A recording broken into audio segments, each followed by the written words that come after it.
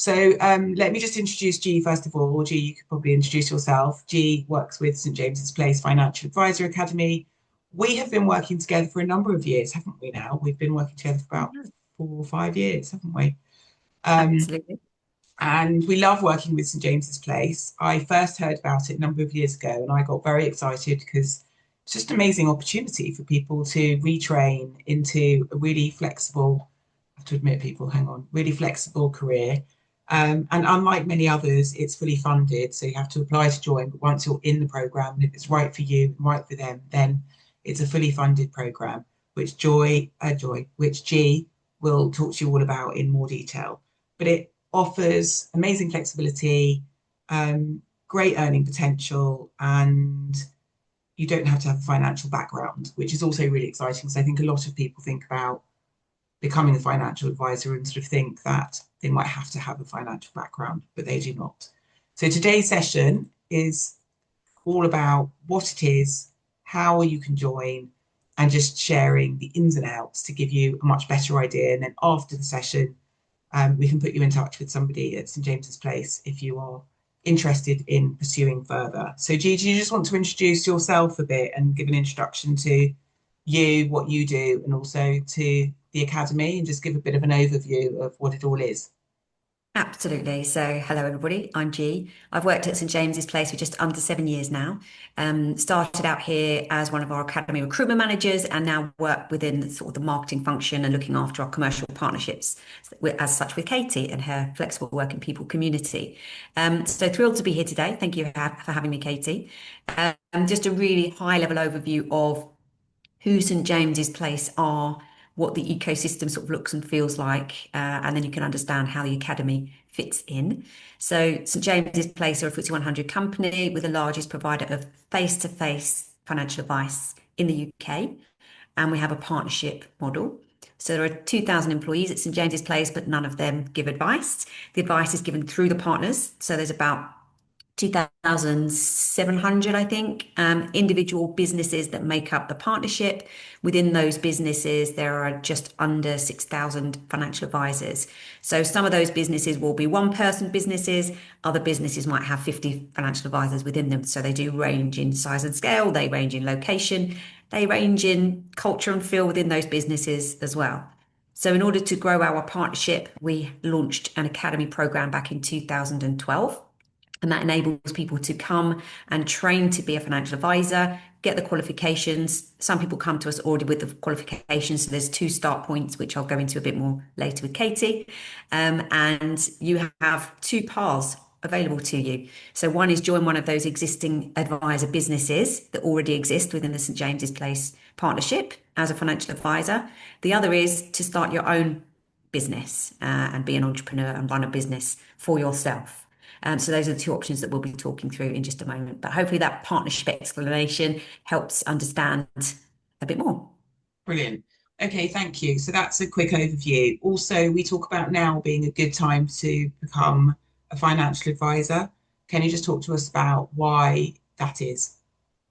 So there are many factors that contribute to this. So historically, if we rewind about 30 years when SJP began, there were lots of people that called themselves financial advisors across the profession. Many of them worked within the banks, etc. But for those of you who are old enough to remember the banking crisis in 2008, 2009, many of those banks corrected their strategies and closed down those financial advisor arms. So they do still exist today, but they're much smaller than they used to be. And so the financial advisor population shrank quite significantly after that time. And we've got about 28,000 financial advisors in the UK registered through the FCA today. And we feel like the need in the UK is about 80,000 financial advisors, just looking at the opportunity that sits out there. So there's a portion of our make up are people in the UK that we refer to as mass affluent, and that's people that have between 50,000 to £5 million worth of investable assets, so not including their pension, not including their house. And so therefore, 28,000 financial advisors isn't really enough people to look after those some 13 million people who sit in that mass affluent part of our population. So it's a great time to become a financial advisor.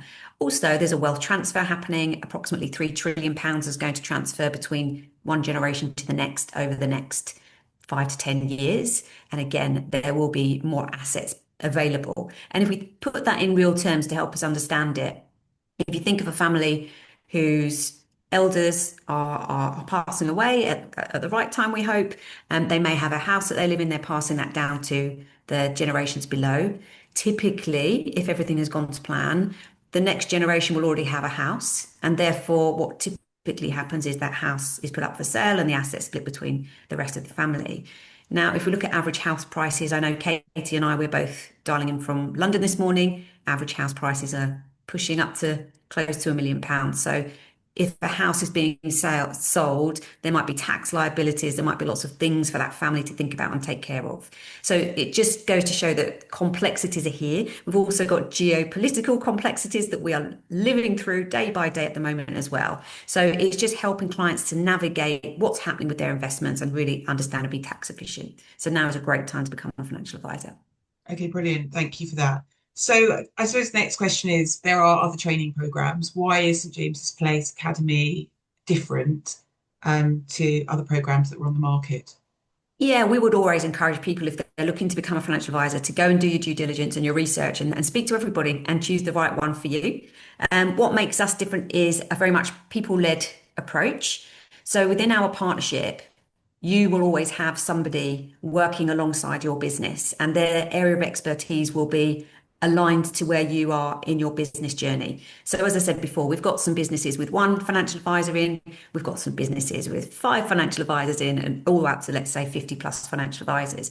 So, we have specialists that are going to look after your business that deal with those, if you like, different size businesses. And that starts all the way at the beginning in the academy. So you'll have a specialist working alongside your business to get you through the qualifications. Then you'll have a specialist working alongside you when you're out in your first client meetings, getting to competent advisor status. And the academy ecosystem continues for the first 4 years of your advisor journey with that high touch level of support before you move into the standard ecosystem of SJP, where you continue to get support, but you're a little bit more self-sufficient by that stage. So if you compare other academies in terms of their learning, we can all get you through the exams, but I think what really stands SJP out from the others is the level of support for the longest time. Agreed. Okay, and we'll get into that. We're also going to get into obviously the nuts and the bolts of the training, but before we do, just interested to know for lots of people on the call who are joining in the meeting, and it'd be quite interesting just to profile kind of what makes a good financial advisor or what types of people might do well joining St James's Place and doing this type of work.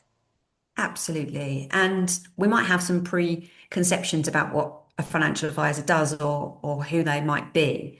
Um, Often we jump straight to the finance part of financial advisor more than the advisor part of the financial Yeah. advisor. So, of course, a financial advisor will help clients create a financial plan. We hope that they'll protect their assets, grow their assets, and have a future that they envisage by implementing the plan. And the financial advisor's job is to put all of those technical things in place to make that happen and be a reality. Check it on a regular basis to make sure it's on track. But actually, what the clients value more than, oh, got a plan in place, my investments are growing, and I'm going to have a great retirement. Of course, that's important. But what they value the most is the person, a trusted advisor, that advisor part of the role, that one person they can go to ask. Maybe might feel like it's a silly question, but our profession is full of jargon. It feels like it's deliberately complex in terms of understanding what on earth these products are, what they do, how can it help me. So just having that go-to person to answer any question, to just have a human at the end of the phone. When markets are going crazy, what should I do? All of that gives the clients peace of mind. So what are the attributes we're looking for? It's that people care really, and empathy with others, and being able to see the world through their eyes so that you can give them the right advice.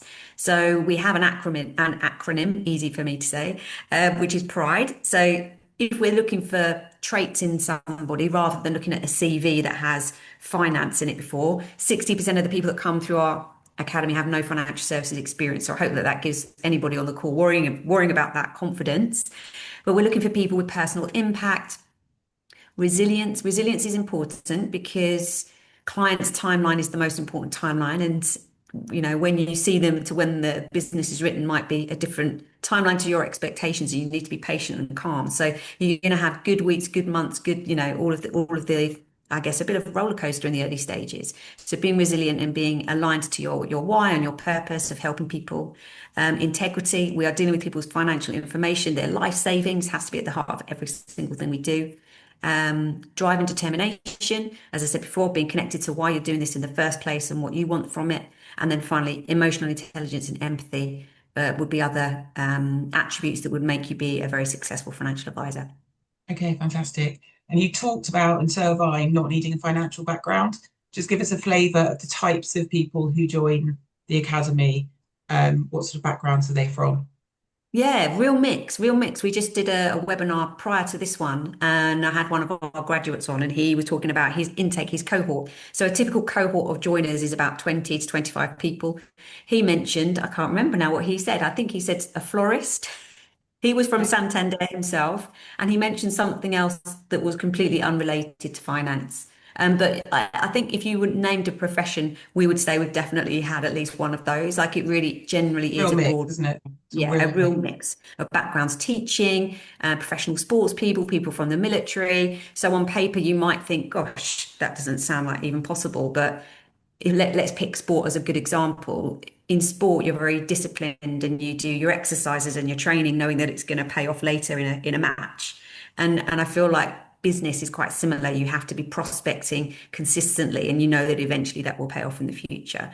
And being ambitious, of course, in sport and going for your own personal goals as well. So I think we can find transferable skills and mindsets from any background.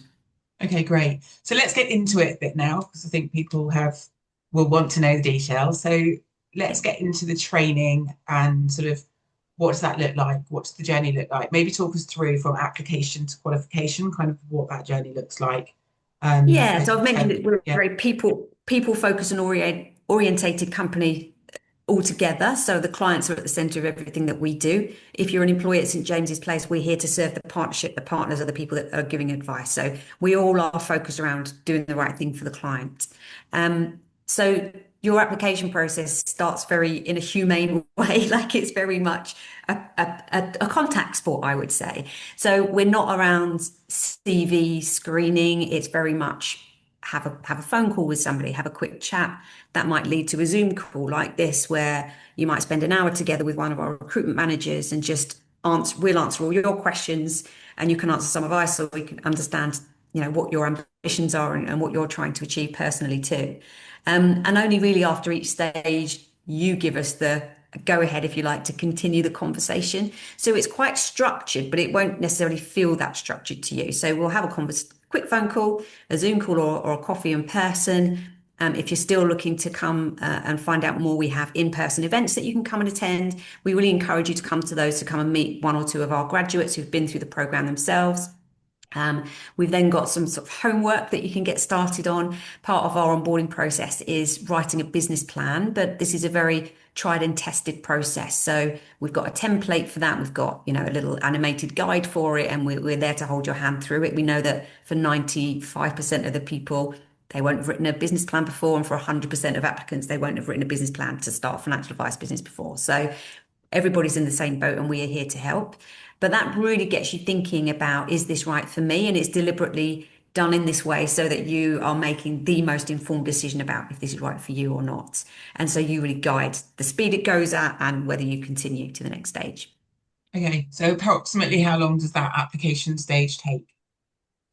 So it does depend on intake availability. So you would speak to your recruitment manager and find out, when the spaces of the next intake might be. I think at the moment the next availability is September, for example. So you might be walking towards getting everything done in time for that intake. But if that isn't an issue, if there's lots of availability in the intake, then we'll go at your speed. But also there'll be intakes sort of every other month, so you can choose which intake suits your start time. So you might have children, you might want to wait till after the summer holidays, for example, or something similar. Okay, great. Okay, so once you're in and you start training in September, what does the training look like? How long does it take? Is it virtual? And what do you come out at the end of it with? Lots of Great. So questions. there's two optional start points. So one is I haven't got any qualifications. The other one is I've got all my qualifications. So in order to be a financial advisor in the UK, there's a minimum qualification that you have to have. It's a diploma in regulated financial planning. There are three different exam bodies that provide that qualification, which I can share with Katie to share afterwards, or I can put it in the notes once this is posted in the Facebook group. We've partnered with one of those and have been since 2012, since the start of our academy. So we've partnered with the Chartered Insurance Institute, and their suite of exams is 6 modules or 6 exams, which make up the diploma. So if you don't have those qualifications, you would start with us on term one, where we help you get through the qualifications. If you already have the level 4 qualification with any of the three exam bodies, you can skip term one completely and you can start at term two. Now, at a high level, term one is get qualified, and term two is what are the soft skills I need to be able to sit down in front of a client confidently after this training. So term one, get the exams is 3 months, get the skills is 9 weeks. And as I say, those have intakes staggered throughout the year. So there should be a convenient time for you to join. Amazing. So in And that, so in term one, get qualified, which I assume yeah, most people might want to start at, yeah. that is virtual. So there are times that you'll have the timetable set out for your whole 3 month period. There will be set exam cram days where you'll have a live trainer, but a lot of the content is on demand, a bit like Netflix, if you like. So you'll work your way through the modules, you'll be self-studying, you'll have a set date when you know you're going to be sitting the exam by, but there is a lot of help and support alongside of that virtual training. But there's no physical need to get to a location for that term. In term two, we are teaching you to be in front of a client in person. So we do like to get you all together. And so we have a 3-day residential at the beginning of the 9 weeks, and I think it's a 2-day residential at the end. And in between, we've got offices around the country. So you'll be allocated with one of our academy development managers who's reasonably geographically close to where you live, so that you can get together and practice and role play and things like that as well, much more locally to you. Okay, brilliant. And so another question that I know people will want answered is, can you have another job while you're training, or is it Yeah, quite that's full a great time in question. terms of what you need people to be available for? Is a great question, one we get asked all the time. It is a full-time commitment, whether you're starting at term one or term two. So one thing I will say is, if you aren't already qualified, but you do currently have a role, and you'll understand from us what it means in terms of financial support, and you might think to yourself, well, actually, I want to continue to earn as much as I can while I'm getting the qualifications. You could self-study the qualifications and then join us at term two. So that gives you a little bit more flexibility. But some people like to study with us because they know they're going to get them done in that particular time frame, If you which self-study, do you have to organise that yourself and then come to you for term two, or do you help people to self-study? yeah, we can absolutely help. We can provide links. We've got, lots of information on all the different exam bodies. We can point you in the right direction. Your recruitment manager might have some past papers they can share with you. All of that stuff. So we're here to help. And does it cost anything for people to do this, or is it when you say fully funded, what does fully funded mean? Yeah, great question. So, term one is actually 3 out of 6 of the exams. We have 2 out of 6 of the exams as a prerequisite to starting the program. So, you actually might need to factor this into your timeline as well. So, 2 of the exams will be self-studied, which you would have to fund yourself. But if you then end up joining the program, we would refund it. And it's the same as if you start on term two. So, some people sort of think, oh, I'm going to go away and get all my exams and then I'm going to speak to SJP. Well, I would recommend the opposite. Come and speak to us first. Then you're in our system. If you're funding and paying for the exams yourself, we've got a log of that, if you like. If you share the receipts with us when you join, we'll refund the cost of the exams. So But if they do otherwise, it it's through SJP from term one, you cover the costs. And if they cover it yeah. themselves, you So they have to refund pay them for the the costs if first they two. join. Exactly. That's it. You pay for the first. If you're coming in term one, you pay for the first 2 exams yourself. We'll refund it when you join. Same with term two. Pay for the first 6 exams yourself. We'll refund it when you join. Okay, amazing. Okay, so term one, term two, you're now qualified. You come at that point, you start seeing clients. Is that the point where you start earning money, or can you start earning money sooner? Yeah, so there's funding available during those training periods, but it does depend on the route that you are taking. So there are two possible routes. One is start your own business. The other is joining existing SJP practice. And the financial support for each route is slightly different. If you're starting a business, the financial support comes from SJP mothership.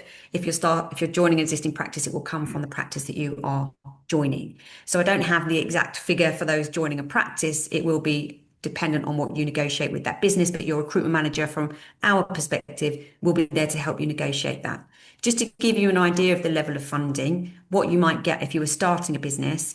In actual fact, you need to self-study all of the exams before you start a business and join at term two. So that is something to consider in your decision making. We would fund you £2,000 per month in that first 3 month period, and then £1,500 per month for the remainder of the year if you were starting a business at SJP, just to help with your cash flow.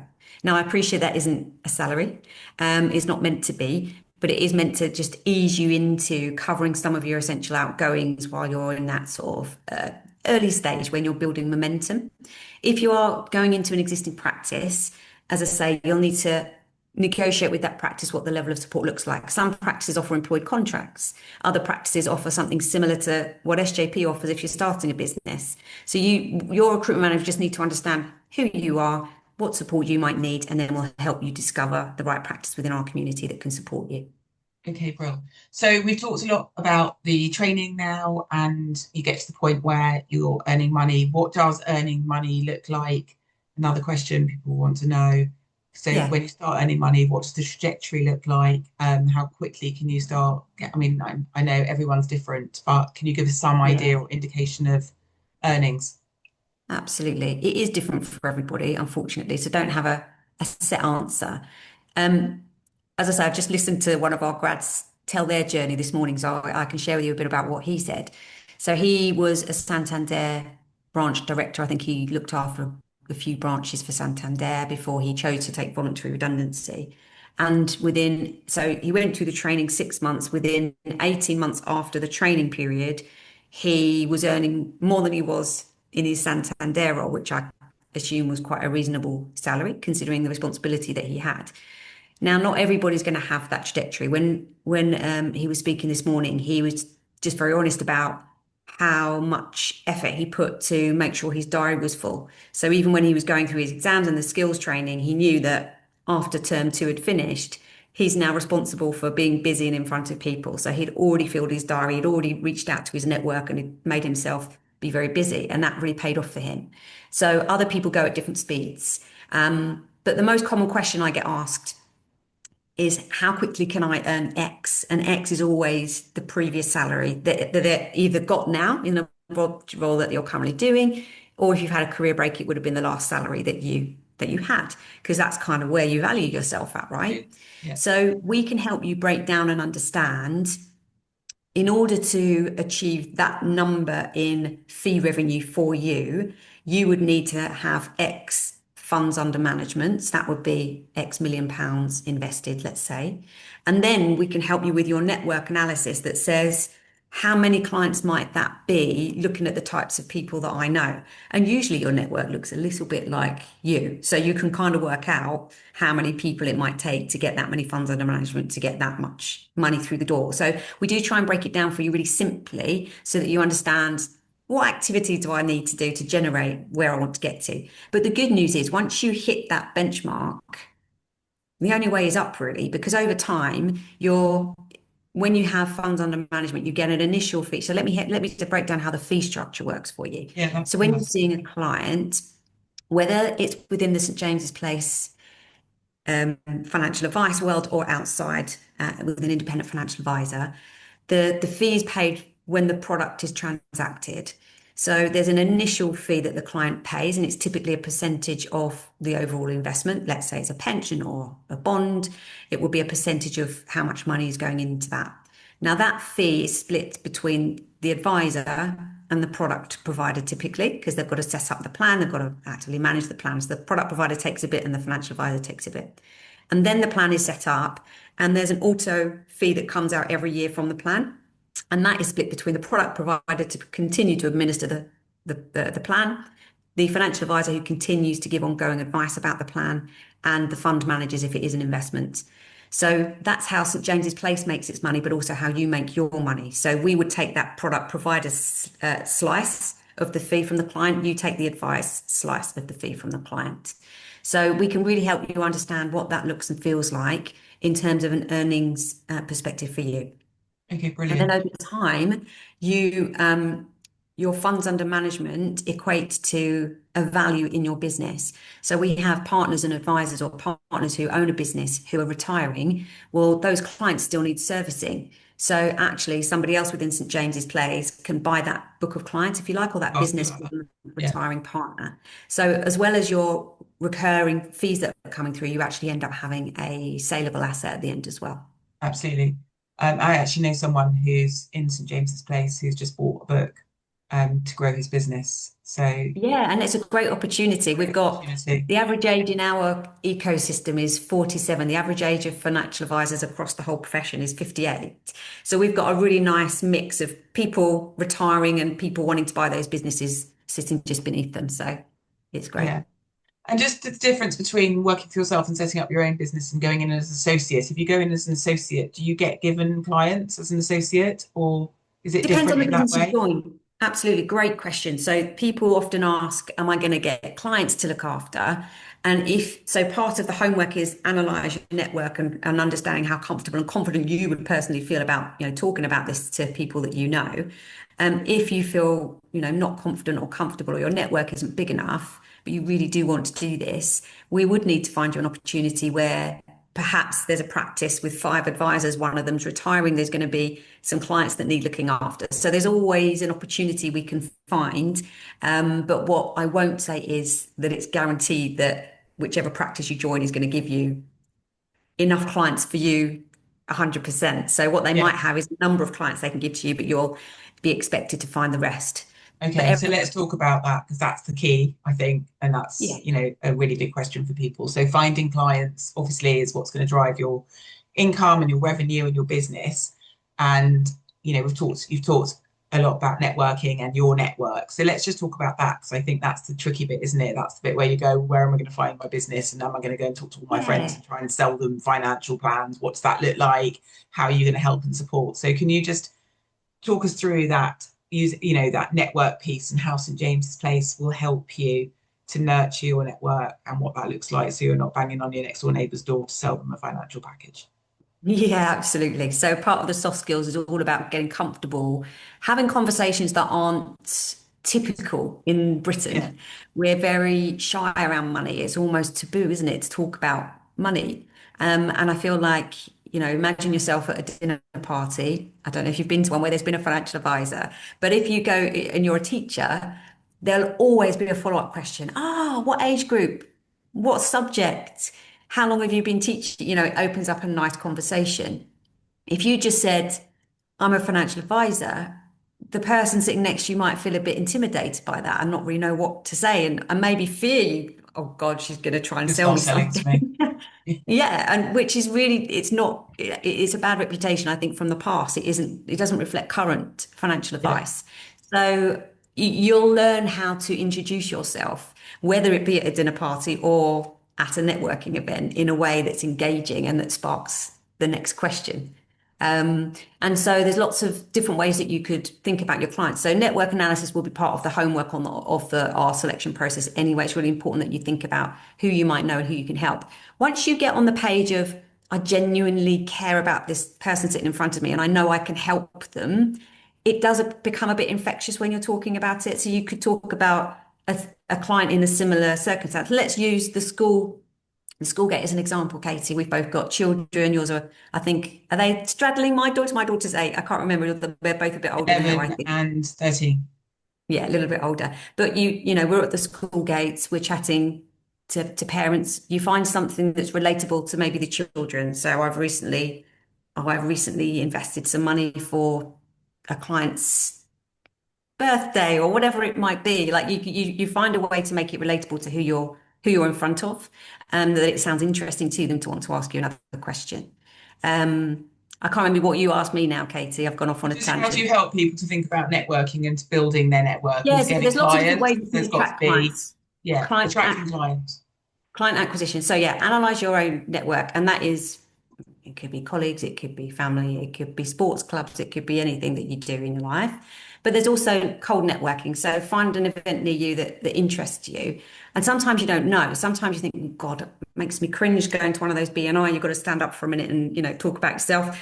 You don't have to do that type of networking. You could do something it could be paddle at the local tennis club. Like that could be your networking. So it doesn't have to be traditional in its sense. You've then got professional connections, accountants, solicitors, but again, that professional connection doesn't necessarily have to be professional in that sense. It could just be where I'm going to find a group of clients from one source. So it could be a tennis club or a cricket club or anything else. It could be, you might think of that as a professional connection for you because it's a source of more than one client in one place. Marketing, there's many different ways of marketing yourself. You may choose to use social media or actively not use social media, but there's many other ways. And some of the things that SJP do for you off the shelf are super helpful as well. So how do I remain consistently providing value in front of potential clients? If you had to do all of that yourself outside the St James's Place ecosystem, you're going to spend a lot of time thinking about that. Versus SJP has 10 standard campaigns that run throughout the year. Now, you might cherry pick 6 of those because they're relevant to the types of people that you want to serve. For example, one of them is a proposition around advising women. You may have lots of women that you want to advise. Other people might opt out of that one because it's not suitable for the types of people they want to attract. And then you've got loads of content that's almost made for you that you can talk about and post and share, but it's all personalized so it looks like it's yours. So there's lots of things that St James's Place does for you off the shelf, including your website. So again, if you're starting a business outside of SJP, whether it be in financial advice or not, designing a logo, getting a website built, this is all time consuming and costly. This is all done for you at St James's Place. What I found really interesting, just in my exposure to St James's Place, is the different ways that people market. So I can't remember the lady's name who we did live with a number of years ago. She was in TV and production. Is it Sarah? Oh yes, Emily. Emily Mann. And she goes into companies, doesn't she, and talks and does presentations and all sorts. And she talks about how she can help people with their financial planning. And off the back of that, she generates a lot of business. Is that right? She's a fantastic example of somebody from a non-financial services background. So she was a Yeah, TV producer in advertising. So I think these people are very time poor. yeah. Some of them get paid, great money, but they're very time poor. So she just really understands that audience. And she now goes into agencies and does lunchtime talks. And she's built her financial education slides to be really relevant to that audience as well. So she'll have film titles or I don't know, all sorts of different things I think she was demonstrating time. So it was like, I can't remember what it was, Katie. Can you? It was like a DVD or something, and it was Yeah, I demonstrating just think time. And she's really clever about the way she does it.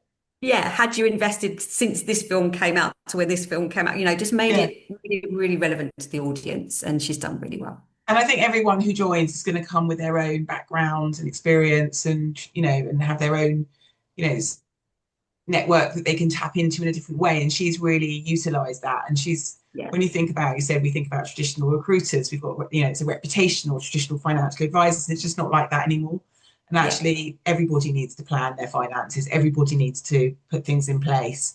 And so it's just about, how you approach that. And I know that you guys really help. And also the whole social media. Some people are terrified of being on social media, but other people leverage it amazingly. And LinkedIn's an amazing place to share valuable content and insights and so on. And so it doesn't have to be that you go and stand at a BNI meeting. I think that's the point, like what networking absolutely, absolutely. Some now people looks love and like thrive so off of that. different. Some people love Others it, will yeah. never. Yeah, I'm just like, I hate that. It's just not me to go and actively network in a room and go, hi, I'm a financial advisor, but I can network in my own way. So we all have to find our groove. But I've seen so many people at the academy doing so well and all finding their way of in different networking, ways. yeah, in different ways. And I think that's the point. Um, well, I hope that we've gone through quite a lot. Is there anything that I haven't asked? I mean, let's look at some questions in the chat. Um, Oh, there's a TV producer here as well. there is a Fantastic. TV How producer. much are the first 2 exams? We've got a question. Yes. I think they are about £150 each. So for 2 exams, it would be about £300 approximately. Okay. I think it's roughly £75 to get the book and or access to training materials. A lot of it's online these days, and then about the same to actually book yourself in to sit the exam. I think it's there or thereabouts £200 for both. Okay, well, we're going to go into some questions. So if anyone listening has got any, pop them in the chat box because we're going to come to a close shortly. And so we can answer them here. I know G will be happy to answer anything here. So pop any questions into the chat box now. Let's just go back to the flexibility. So obviously people are joining this because they want flexibility because flexible working people, and how flexible this is. What is the commitment? You said, if you want to fill up your diary and it be full, you can, but clearly, you're if you're running your own business, you can make it as Around flexible as you want. around what's important to you, I think is an example. We can use Emily as an example, and we can use Tom, who I heard from this morning. So Tom was a father of two young children when he came through the program. His wife is a teacher, so as much as we believe that that's the dream job when you've got children, it's actually one of the least flexible jobs you can have because you have to be at the school at a certain time and you can't leave until a certain time. So actually now he does the school run. He doesn't start his working day until 9:30, and that's absolutely fine for him. And he said twice a week he picks the kids up at three. Other days they have plans and arrangements for other people to do that for them. But he says to balance that out, I might have to work in the evening some days. He said naturally that works for me because some of my clients need to see me in the evening. Absolutely. But I've got other examples. I think Zohal's a great example. She came into this from a banking background and she wanted to have her own business to have the autonomy. And she imagined it to be B&I networking first thing in the morning, going to Canary Wharf to see those city clients at lunchtime and maybe after work for drinks. But she has not done that at all. She said, I do all of my networking and all of my client meetings within the school work, like the school hours. She does work in the evenings a little bit to catch up with emails and things like that, but she flexes it around what's important to her. And every single financial advisor I've spoken to in St James's Place don't miss sports day. They never miss sports day. They don't have to ask for time off. I know sports day is a big one. Not everybody here has children, I appreciate, but you don't have to ask anybody. You just don't book a client meeting or you don't do that particular thing at that particular time. So it Yeah. is quite liberating in that sense, and something that SJP has pioneered since it began, like this self-employment model. So if you have your own practice, you set your own boundaries. If you are working within a practice, that practice might have its own way of doing things. So you need to make sure if you are going to be an advisor in somebody else's business that your idea of flexible fits in with what their business looks like. Amazing. And it's great to see we've got a real mix of men and women on this in this meeting. Usually it's more women, but it's good to see Simon, Matt, hello. But just on the female side, I think it's just important to note as well that um, you are on a drive to have more female wealth advisors, financial advisors, and around that, women like talking to women about their finances as well. It'd just be nice for you to maybe touch on that. Yeah, so there's a wealth transfer in the UK happening right now. I think by the end of this year, about 60% of the UK's wealth will be controlled by women. Um, and yet, in the financial advice profession as a whole, not just SJP, but as a whole, we're at about 17, 18% female financial advisors. So there's a bit of a disconnect there. So who's controlling the money and who are you taking advice from? Now, actually, when I speak to our female financial advisors, I always say to them, all your clients women? Particularly, there are some women who have built all female practices with other female Yeah. advisors and support staff. And I say, well, are all your clients women? They say, actually, no, it's about 60-40 or 50-50 because typically you start with attracting those people as clients, but they have their own households that they end up looking after as well. So even if your passion is like, I'm just going to advise women, your clients won't just be women. But you can absolutely lead with that, and that can be your passion, and that can be your direction. In terms of female advice at SJP, we're at just above the industry average at around 20% females across our whole partnership, which is just under 6,000 advisors. And in our academy, we're at about 34% women in training. So we're hoping to shift that needle on the percentage of women in the whole partnership, but because we are the size we are, it takes a lot of numbers to move the needle 1%, if that makes sense, but we're working on it. Okay. So let's just run through a few of these. Tara, are you present UK wide or just in England? Do you have presence in UK Scotland? UK wide, in Northern Ireland, Scotland, Wales, here. Yeah. Is it possible to run a business from abroad, both for short periods and for permanent relocation? So this is a UK-based business. We do have advice businesses in Dubai, in Singapore. So it depends where you want to go. But if you want to be a UK-based financial advisor, you do need to be UK-based yourself. I think in time you might be able to be a bit more flexible with, like, let's say the summer month you wanted to work from your holiday villa in whatever country. But I think you need permissions to do that. So it is meant to be a UK business. Is there any exam support for people with additional needs?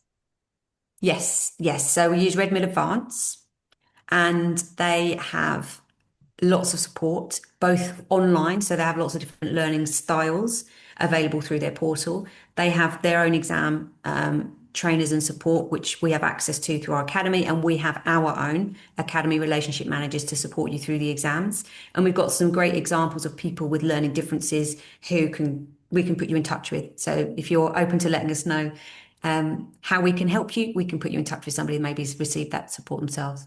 Okay, and then back to the financial question. Understand and agree it's difficult to put a figure on financial remuneration. What sort of average could one expect, especially in the first 0 to 5 years, especially if within a practice? If within a practice. It is a really difficult one to answer. I don't want to offend anybody who's earning a high amount of money or vice versa. That's why I typically say whatever your number is, like I want to earn X, how quickly will it take me to get there? That's the number to discuss with your recruitment manager, and they'll help you understand how quickly you can get there. On average, I would say in how we want to help people in terms of number of clients. We've got our academy set into 4 terms. So term 1 and 2 is training. Term 3 and 4 is getting competent advisor status and then becoming a sustainable business. So roughly 50 clients might be in that first 2 years. And then we've got another 2 terms of support, growth and development, which is another 2 years after that. And by then, the expectation is around 100 clients. Now, these aren't hard and fast targets, these are guidelines. But if you think about the remuneration for those, it might look around the 45, 50,000 by the end of the first 4 terms. And then hopefully by the end of the last 2 terms, your revenue should be we want people that want to be earning north of 100,000 ultimately. The average earnings for a financial advisor in the UK is north of 100,000. But that's once established. So I'm not going to promise that overnight, but certainly by the end of those 5 years, you'll be there. But also your earnings won't be capped. So each year you might have revenue coming through the door of 100,000, but you're also growing that capital value in your business. So to give that some context, if I think back to again the guy I spoke to this morning, he spent 17 years at Santander, and his redundancy package was generous because it was a financial one. It was a couple of years ago now as well. And he, as I say, was at director level looking after a number of large branches for them. So we're thinking a reasonable severance package. In 18 months of giving advice after the training, his business value is worth more than his severance package after Santander. Amazing. So it's possible, it's possible, but I Possible. can't answer that for you No, individually. exactly. And I think it's so dependent on, how much you put into a business as well. So it's like how long is a piece of string? It's Some it's people have really fill their book it's and complete meritocracy. It yeah, 100%. What you what, put in, you what get you put out. in is what you get out. Yeah. Okay, 2 more questions and then we'll stop with the questions. One is, considering the majority of existing advisors are male and in their 40s and 50s, would I be at disadvantage in terms of securing clients as a woman in my 30s? I would say absolutely not. And I'm sure Jude would Definitely agree it's not. even better. Yeah, not even better, but like you'd attract women, younger women in a different demographic, possibly. Exactly. We want our financial advisor population to accurately reflect what the UK population looks like. So it doesn't matter what stage of life you're at, where you're from, any of that. You can serve clients, and people need advice, and there's not Find enough your financial. people and find your clients who are right for you. Is 48, 49 too late to start?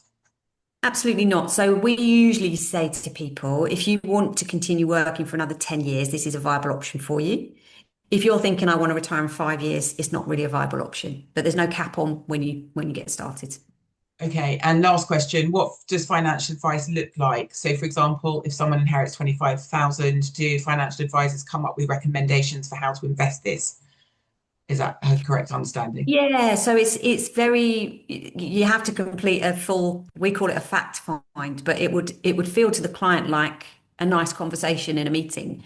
But what the financial advisor is very skilled at doing is finding out lots of information from that client, and only then would they be able to advise what to do with that inheritance. So it's not just about, oh, here's 25,000, I'm going to invest it. It's let's understand all of the circumstances around this individual and this individual family before I can decide what's best to do with that money, because it might be best not to invest it. So they need to know what all the circumstances are. But absolutely. So we like to help a client understand their financial position. So it's about education. We want to protect what they already have. So it isn't all just about investments. It might be about protection, so life cover, critical illness cover, any form of insurance initially.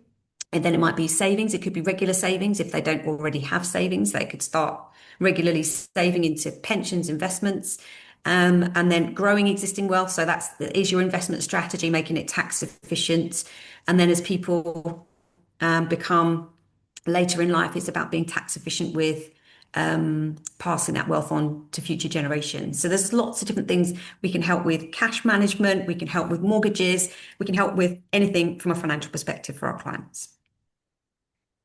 Sorry, I was on mute. So that's all brilliant. Okay, so I'm going to stop with the questions there. I would like you, if you wouldn't mind, whoever's here and listening still, we've got 28 people still left in the meeting, just drop a little note and just let us know whether you have found this useful, and also whether you would potentially be interested in having a conversation or finding out more about the opportunity. And as we close, I'm just going to leave G with, if somebody wants to apply, how would they go about that? What are the next stages? Fantastic. Shall I put my email address in the chat? Yes.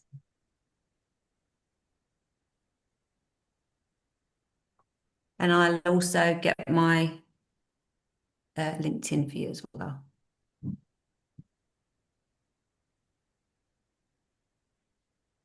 So feel So free to she's going to put reach her, out to well, me. obviously putting her details in. I think what's important to say is that this isn't a hard sell in any way.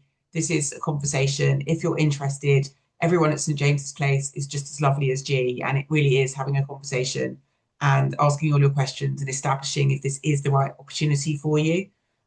So, taking it to that next step is kind of having that one-to-one conversation where you can ask all your personal questions and find out whether this is the right opportunity for you. And I know that G's just put her details in, and she's very happy for you to contact her, and she'll start you in that process of starting to have some of those conversations where you can find out more, fact find a bit more, and potentially have. Thank you.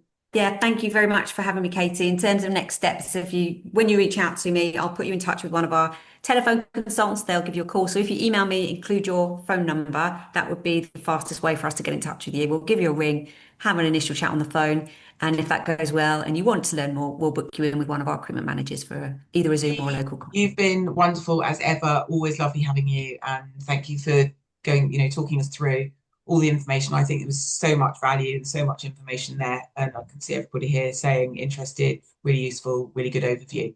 So Thank you. we're going to leave it there. Thank you everybody for joining. Obviously, reach out to G directly. She's dropped her, and I'll also to all the people who accepted the meeting, I'll send out an email following this, just with all the details and the follow-ups, so you know where to go next. All right, have a great day, everybody. And G, thanks for joining. Bye, everyone. Thank you. Bye-bye.